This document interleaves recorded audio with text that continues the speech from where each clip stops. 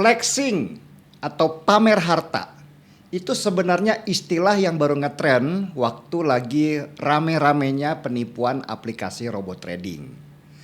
Para afiliator atau penghubung antara calon pengguna dengan aplikasinya seperti Indra Kents dan Doni Salmanan itu menggunakan konsep flexing sebagai umpan jeratan untuk mendapatkan mangsanya.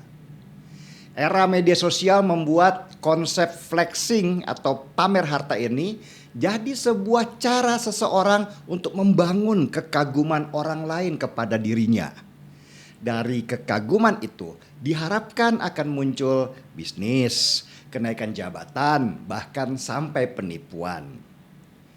Kalau dulu sebelum era media sosial, flexing itu selalu identik dengan mobil mewah yang digunakan untuk mempesona calon rekan bisnis.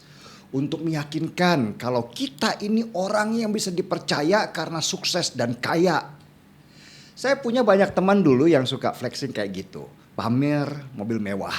Padahal kenyataannya hari-harinya berat banget bayar cicilan mobil itu. Tapi ya gitu, mereka itu selalu bilang, untuk dapat ikan paus Den, umpannya gak bisa cuman ikan bandeng. Begitu juga di para pejabat.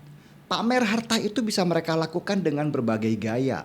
Ada yang seperti orang-orang pajak kemarin itu dengan bikin klub motor besar. Ada yang bikin klub golf. Ada yang klub sepeda mahal dengan nilai sepeda yang ratusan juta harganya.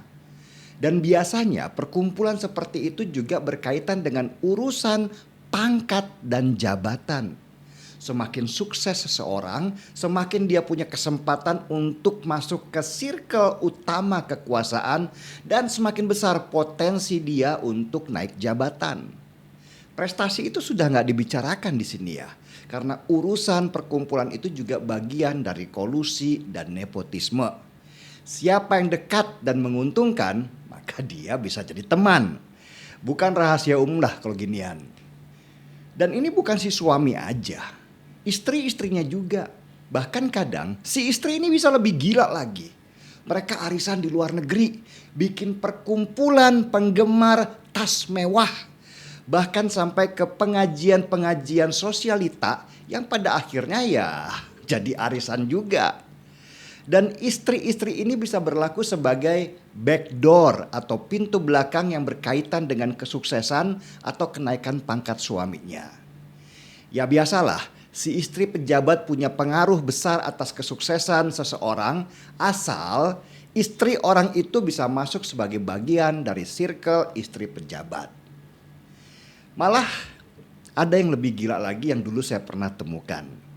Istri-istri pejabat berkumpul dan membentuk sebuah organisasi amal. Kantornya itu ada di pusat kota Jakarta. Organisasi amal ini hanya kedok untuk jadi kantong uang buat orang-orang yang mau dapat proyek dari suami mereka. Bahkan untuk bertemu suami mereka saja yang pemegang kebijakan proyek itu harus bayar ke perkumpulan para istri mereka. Dan uangnya masuk ke organisasi amal kedok mereka. Jadi saya nggak heran kalau ada pejabat yang berkumpul lewat perkumpulan motor besar, perkumpulan golf dan perkumpulan lain-lain hanya karena ada media sosial saja. Perkumpulan yang biasanya cuma diketahui oleh orang dalam akhirnya terekspos keluar karena si pejabat itu akhirnya nggak tahan untuk pamer dan kasih tahu ke orang-orang. Nih, gue kenal sama si jenderal ini. Gimana sih cara berantasnya? Ya nggak bisa lah.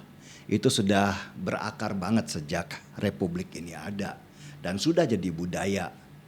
Jadi kalau misalnya nih Bu Sri Mulyani akhirnya bersuara supaya para pejabat tidak pamer kemewahan, ya palingan cuman tutup media sosial doang mereka. Tapi acara jalan terus sampai nanti masyarakat lupa. Cara satu-satunya yang bisa dipakai untuk memberantas itu ya harus tiru negara Cina.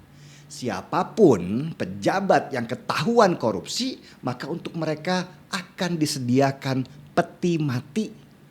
Bukan itu aja, keluarga si koruptor dipaksa untuk membayar peluru yang dikeluarkan oleh negara untuk menghukum mati keluarganya yang ketahuan korupsi. Nah, itu baru cara ekstrim yang membuat takut semua, langsung tiarap. Tapi ya itu hanya terjadi di negara yang menganut sistem terpusat seperti Cina. Kalau sistemnya demokrasi kayak Indonesia, jangan mimpi. Wong pemerintah baru bahas undang-undang perampasan aset saja, DPR-nya teriak. Mereka takut kena soalnya. Kemarin ada berita, seorang pejabat bea cukai dicopot dari jabatannya karena dia pamer di media sosial kalau dia itu kaya raya. Ada foto dia pakai motor besar, bahkan ada yang dia foto di dalam pesawat Cessna. Nama pejabatnya kalau nggak salah Eko Darmanto, bukan Eko Kuntadi ya. Kepala Bea Cukai di Yogyakarta. Karena dibongkar oleh netizen yang budiman bagaimana perilaku dia yang suka pamer-pamer harta, maka dia langsung dicopot dari jabatannya.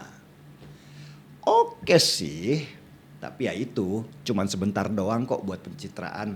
Ntar juga orang lupa dan para tikus-tikus kantor kembali bereaksi karena lubang di sistemnya yang gak pernah diperbaiki.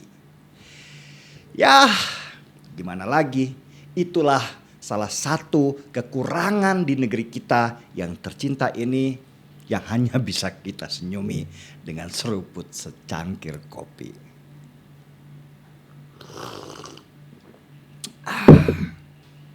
Gaspol.